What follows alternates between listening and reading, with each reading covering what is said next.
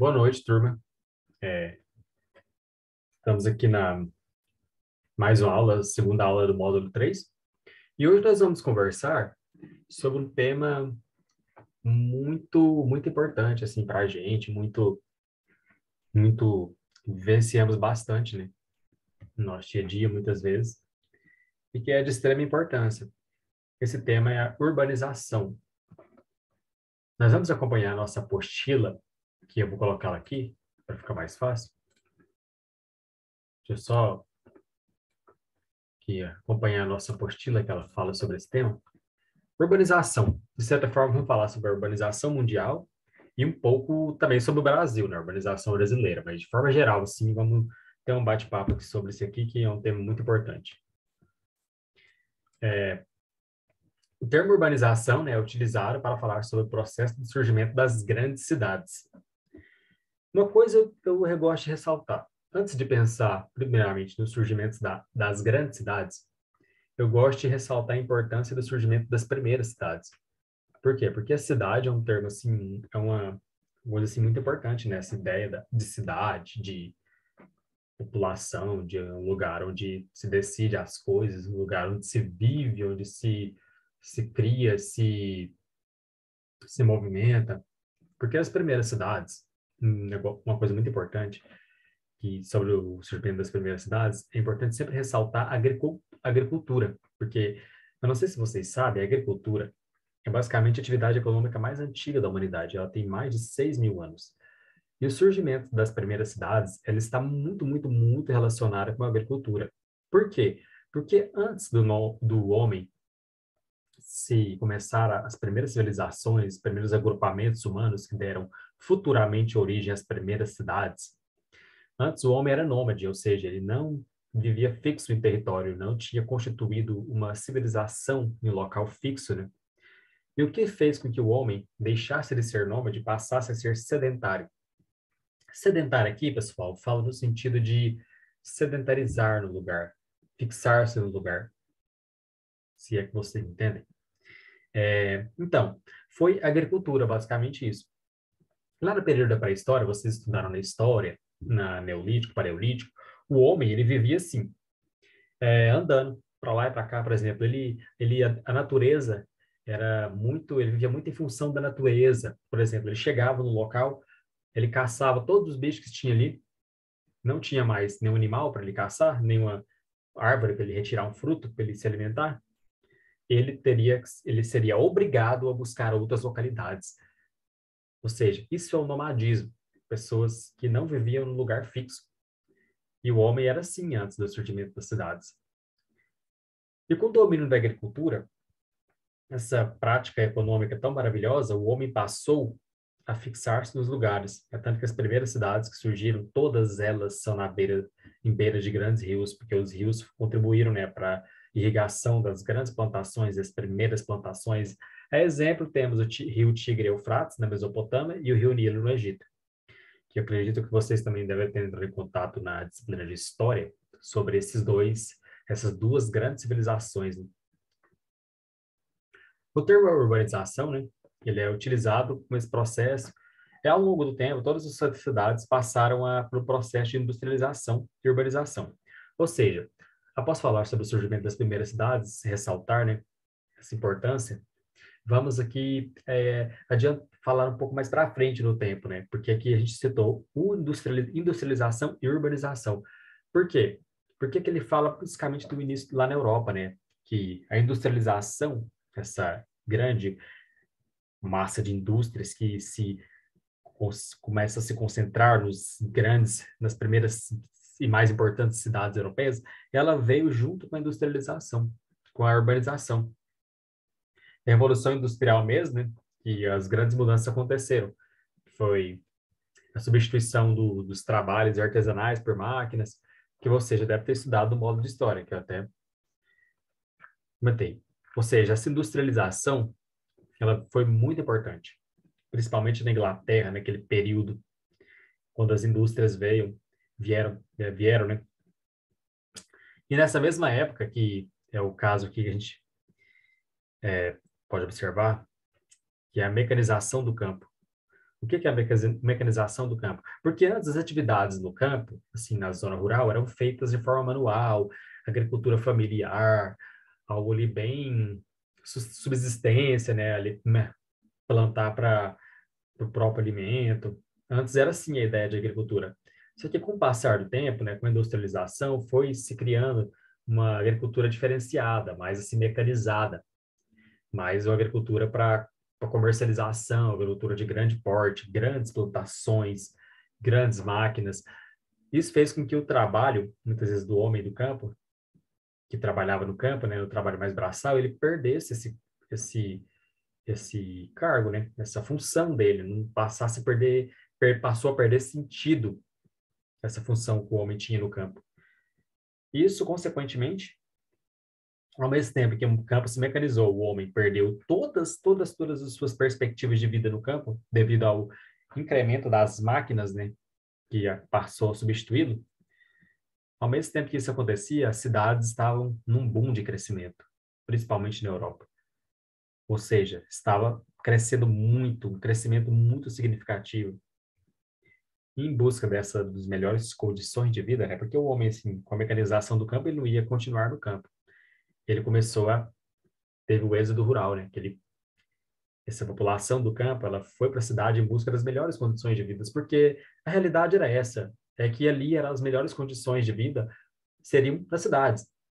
Estava crescendo, era surgimento de escolas, de comércios, era oportunidades de emprego. O campo ali já não fazia muito sentido. E foi essa ideia que aconteceu, o êxodo rural, né, falando da Europa, mas também no Brasil aconteceu o êxodo rural. É importante ressaltar isso, num período muito específico da industrialização brasileira, basicamente ali, principalmente da década de 30 até a década de 70, foi um processo assim que aconteceu, né, no Brasil. Aqui tem uma matéria muito interessante, ó. Êxodo rural provoca a criação de favelas na periferia de Manaus. Interessante isso aqui, porque o êxodo rural, por mais que ele seja uma atividade assim que esse movimento, né, o êxodo rural, que ele seja importante, as pessoas buscam melhorias, né, condições melhores de vida, ele acaba tendo suas consequências, né? Uma delas é a partir do momento que mais pessoas chegam à cidade e isso acaba que a desigualdade, né, aumenta, igual surgem favelas, porque nem todas as pessoas conseguem morar no centro, em regiões bem localizadas, e acabam que chegam na cidade sem condições financeiras e vão morar em lugares insalubres, favelas, cortiços, coisas dessa forma. E assim ocorreu no crescimento das cidades, né? À medida que o crescimento das cidades se torna maior que o campo, esse processo de urbanização é caracterizado. Importante ressaltar isso, gente. O processo de urbanização ele só ocorre quando o crescimento das cidades é maior que o do campo, certo? Se o do campo é maior, não é urbanização, porque a urbanização é essa mudança de paradigma campo-cidade, certo, pessoal? Pode-se dizer que a urbanização é um processo recente, né? Pois em 1800, para vocês terem ideia, 3% da população vivia nas cidades, Londres e Paris, e o resto era tudo do campo. A Revolução Industrial teve esse processo, né? Juntamente, igual eu falei, não se pode separar industrialização de urbanização, elas estão inteiramente relacionadas, até porque a urbanização ocorreu primeiramente nas cidades. E se ela ocorreu nas cidades, ela trouxe novas demandas, novas ofertas para a cidade, fez com que a cidade crescesse, né? Mais que o campo, dando origem à urbanização. Esse gráfico aqui é muito interessante. População rural e urbana no mundo, de 1950. Vou até aproximar um pouquinho para vocês observarem melhor. Tem na nossa apostila aí, mas quem quiser acompanhar aqui, ó. A população rural e urbana no mundo, 1500 a 2050. Olha só esse aqui. Tá lá, 1950, esse traçadinho aqui é a população rural, que era acima. Ela veio subindo, ela veio decaindo. Acabou que aqui, ó, a população urbana, que é esse traçado mais reto, ela ultrapassou. É muito rural. E a rural está em queda aqui, ó. 2050, daqui vai ter bem menos que tem hoje, né? A população rural no mundo. E observe bem aqui, a partir de 1950, quando ocorreu vários processos de industrialização, não só na Europa, né, que a Europa, no caso, principalmente a Inglaterra, a França e a Alemanha, foram as pioneiras nisso, nesse processo de industrialização, que aconteceu bem antes mesmo. Ele veio já crescendo aqui, ó. É o jeito que ele já vem no crescimento exponencial. Percebe-se já que vem esse crescimento, né? E hoje existem países com mais de 90% da população nas cidades, né? Por exemplo, o Brasil é um desses países, né? Eu acho, se não me engano, o Brasil, 85%, 80%, 70%, moram nas cidades. Ou seja, país urbano. Hum. Aqui na apostila a gente ressalta que é necessário compreender esse aspecto, né? Não existe urbanização sem essa ideia do crescimento urbano maior que o rural.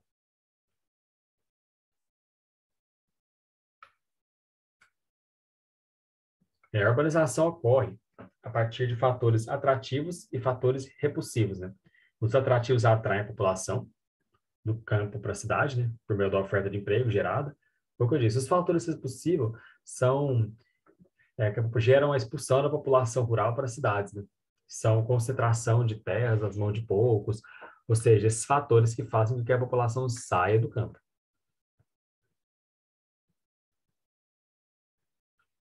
Aqui nós podemos falar também do processo de industrialização passou por três etapas distintas, né, que evoluiu gradativamente, e o processo de urbanização acompanhou. Foi todo aquele que estudamos lá como é que fala? Na história, nós estudamos bastante esse processo da industrialização, né? Então, industrialização e urbanização desses países ocorreram de maneira lenta e gradativa, nos países mais desenvolvidos. Ou seja, isso é bom ocorrer de maneira lenta e gradativa? De certo ponto, sim, porque a população dá tempo dela crescer mais lentamente é melhor, né? Porque dá para se organizar melhor, se projetar o que tipo de cidade que quer, questão das vias. Já no Brasil, não. Se os países em desenvolvimento, o Brasil tem um grande problema com a urbanização, porque aconteceu muito rápido o processo de urbanização brasileiro, e isso não é bom. É muito desorganizado, sem planejamento, principalmente no São Paulo e Rio de Janeiro. São dois casos específicos, que são duas cidades assim que têm muitas favelas, por exemplo. Um dos motivos de tudo isso é essa questão dessa urbanização acelerada. Em um curto período de tempo, a cidade cresceu muito, a população triplicou, e acaba que surgem muitos processos de favelização, né? Acaba que surgem muitas favelas, porque, ao mesma forma que a cidade cresce muito, nem todo mundo vai ter condições de morar nos lugares mais bem localizados, né? Que acabam sendo mais caros. Isso acaba que joga a população, afasta ela para as regiões menos favorecidas, sem saneamento básico, com alto índice de pobreza, e por aí vai.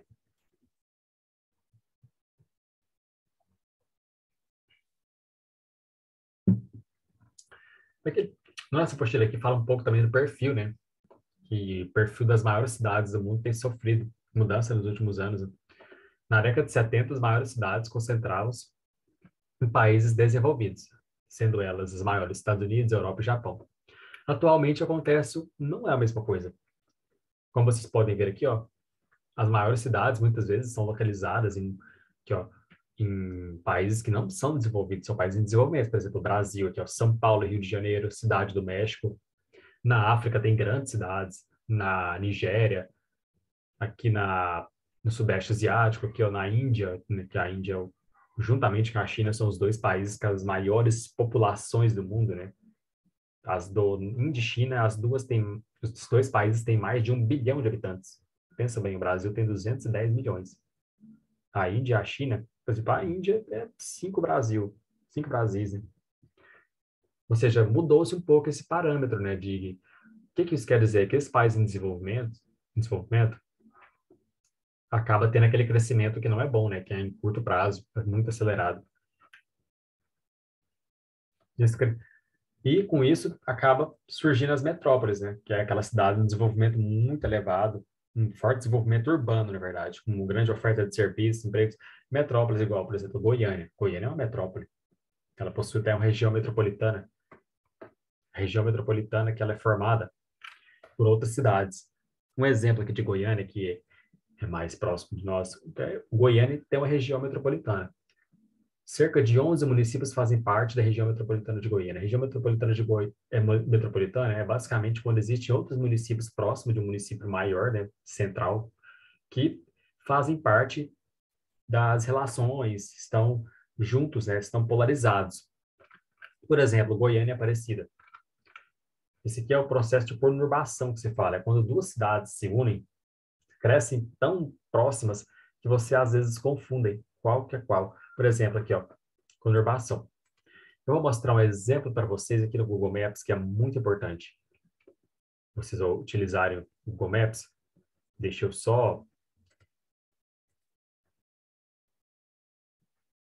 Eu vou colocar aqui para vocês, rapidinho. Vamos aqui para o Google Maps. Mostrar um pouco aqui do processo de... Falando sobre urbanização, é muito importante utilizarmos o Google. Esse Google aqui que ele dá imagens satélites. E essa imagem aqui é em formato satélite. Ele vai nos mostrar bem aqui, ó. Tá aqui Goiânia. Goiânia, a metrópole de Goiânia. Essa aqui é delimitada aqui em vermelhinho.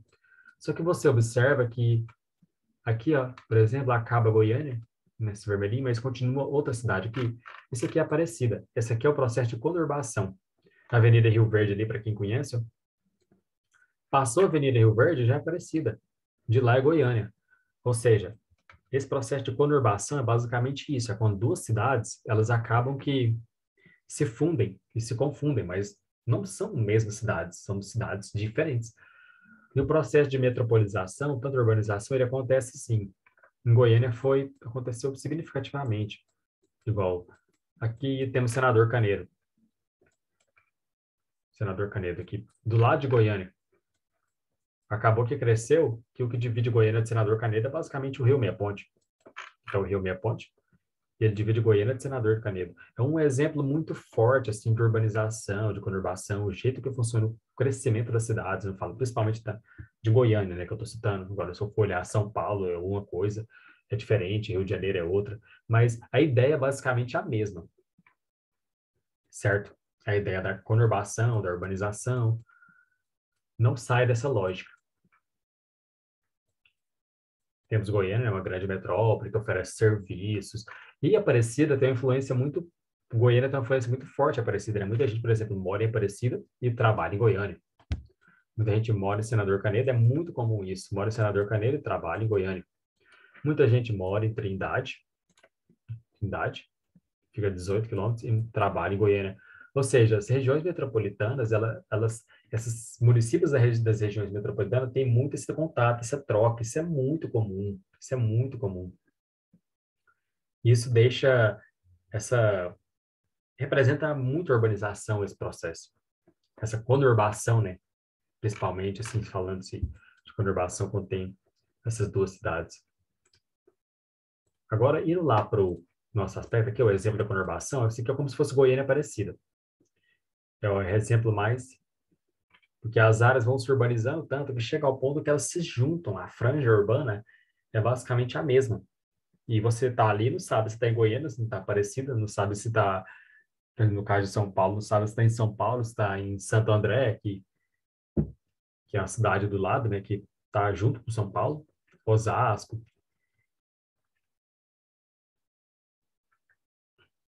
É, as relações que as cidades possuem, criam na rede urbana, na rede urbana, né, relações que cidades criam, essa rede urbana, no caso, essa grande rede criada por cidades, Aparecida, Goiânia, Trindade, todas as cidades participam dessa rede e estabelecem um tipo de relação, né, a partir da função de cada uma, formando uma hierarquia urbana. Isso aqui é muito importante, porque quando se fala de urbanização, existe uma hierarquia. Como assim? Por exemplo, cidades que são mais globais, cidades que exercem influência no mundo todo, cidades que exercem influência no estado, cidades que exercem influência na região. Por exemplo, a metrópole de Goiânia tem relações diversas com cidades próximas de Goiânia, né? Que oferece serviço, saúde, igual citei. Muitas pessoas de Aparecida, de Trindade, ou até mesmo de outros estados, vêm para Goiânia em busca de saúde, hospital, educação, né? Escolas, universidades e diversos outros serviços oferecidos que não são oferecidos por cidades menores, né?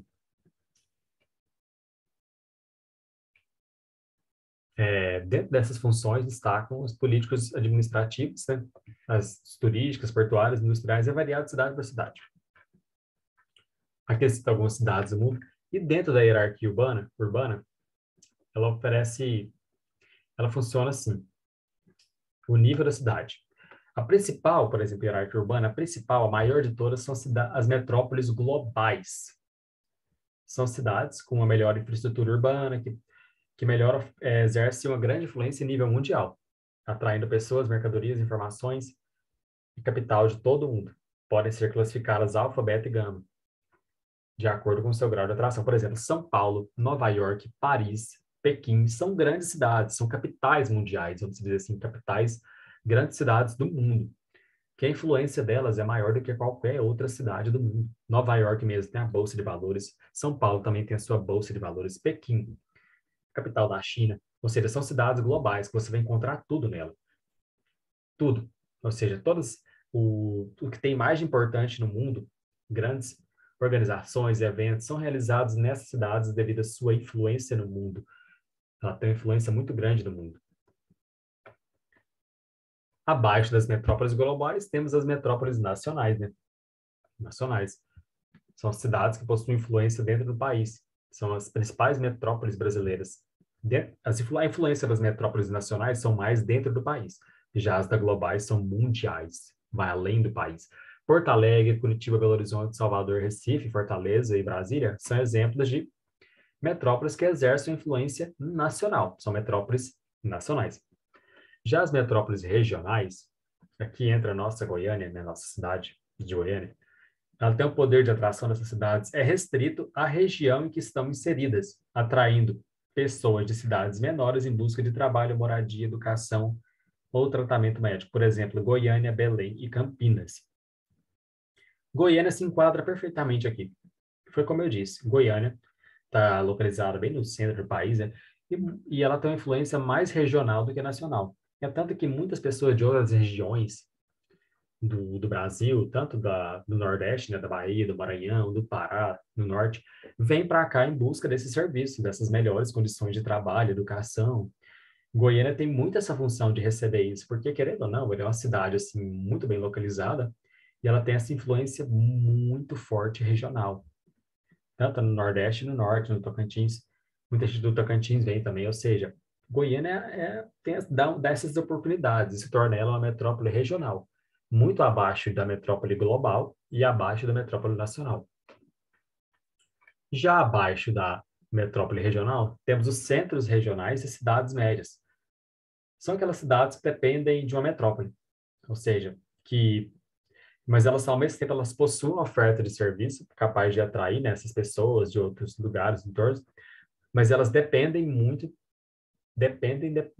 da metrópole maior. É o caso de Santos, em São Paulo. Ou seja, Santos fica situada no litoral, ela é uma cidade ela é uma cidade média, né? Tem mais de 400 mil habitantes aí, mas ela depende de São Paulo, ela acaba sendo assim um centro regional. Ela não chega a ser uma metrópole, né? E a hierarquia urbana é basicamente assim, é nessa, né? No caso, trazendo para a nossa realidade, estamos inseridos numa metrópole regional. Ou seja, Goiânia está aí influenciando vários estados. O Goiânia oferece muitos serviços que fazem com que pessoas de outros estados venham para cá. Muitas pessoas, todo mundo conhece alguém que veio para Goiânia em busca da melhor qualidade de vida, serviços, educação, muitas universidades, né, escolas boas. Ou seja, tem essa influência de polarizar essas outras regiões, Goiânia. Ou seja, uma metrópole regional.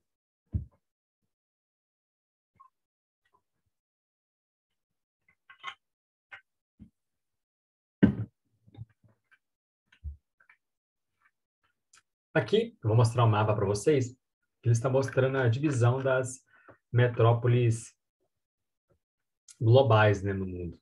São Paulo, aqui no Brasil. Nova York, aqui nos Estados Unidos. Tóquio, no Japão. Na China temos Pequim. E tem outras cidades também igual. Muitas cidades. Aqui essas menorzinhas.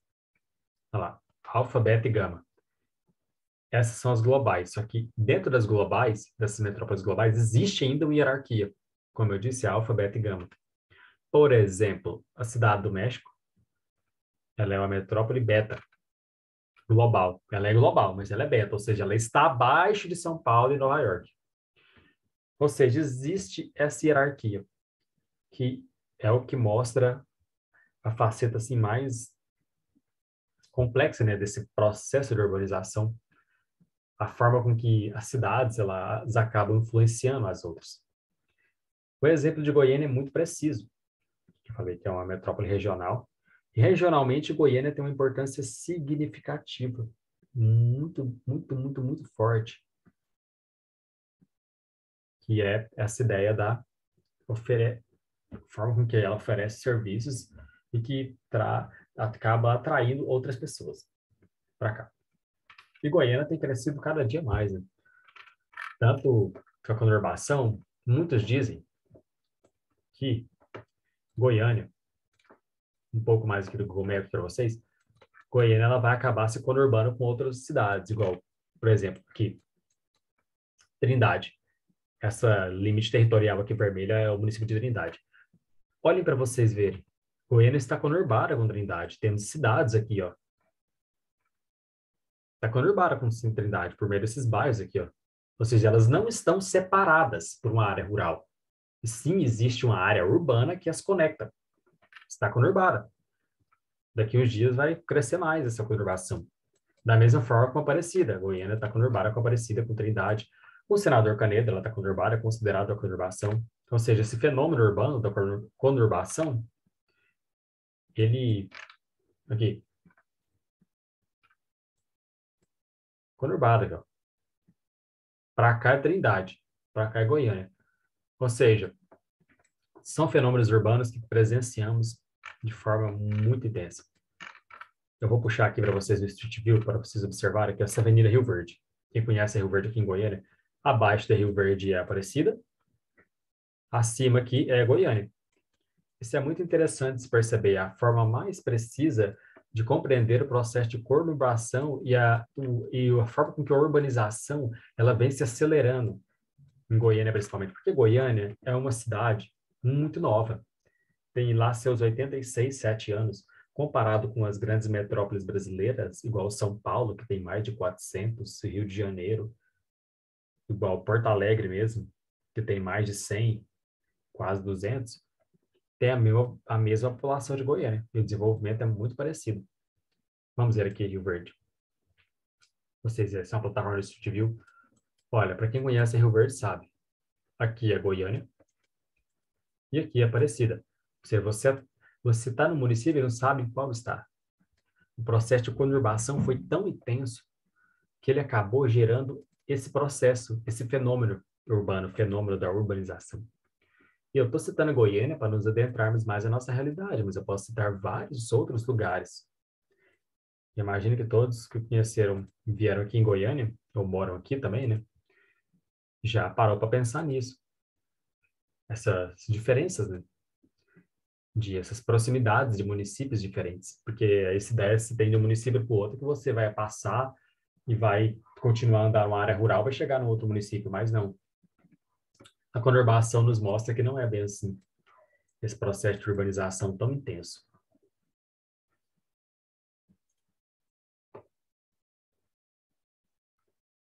E é basicamente aqui, igual, tem gente que mora aqui em Goiânia e trabalha em Aparecida. É um processo de urbanização, é a conurbação em ação. Mostrando que a proximidade não existe limites, né? Está tudo ali junto, fazendo parte. Gente, eu espero que vocês tenham entendido, compreendido o que eu quis passar sobre a questão da urbanização e mostrar essa importância que tem nesse processo que, em decorrer dos anos, ele aconteceu de uma forma, assim, muito acelerada em alguns lugares e mais, mais lenta em outros. E o que temos hoje na nossa realidade são esses aspectos, né, que vivenciamos aí no nosso dia a dia, no nosso cotidiano, das grandes cidades, das cidades regionais, da influência que elas exercem. E é basicamente isso nessa aula do nosso módulo 3 e eu agradeço. Muito obrigado.